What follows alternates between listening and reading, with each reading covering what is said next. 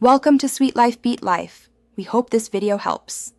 In this video, I will explain how to fix an Acura TL radio. First, let's start with some basic troubleshooting steps. Begin by checking the radio fuse, typically located in the under-dash fuse box.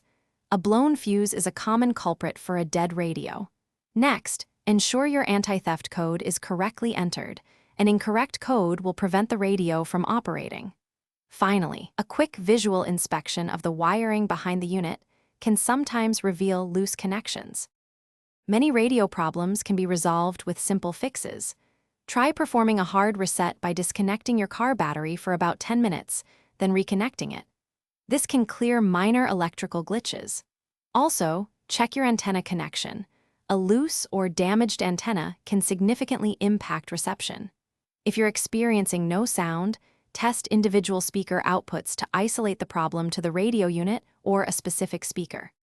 If basic steps don't work, it's time for more advanced diagnostics.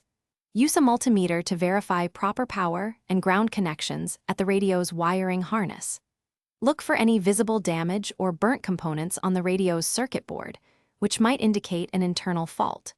For persistent issues, a professional diagnostic scan can sometimes reveal specific error codes related to the audio system, guiding further repairs.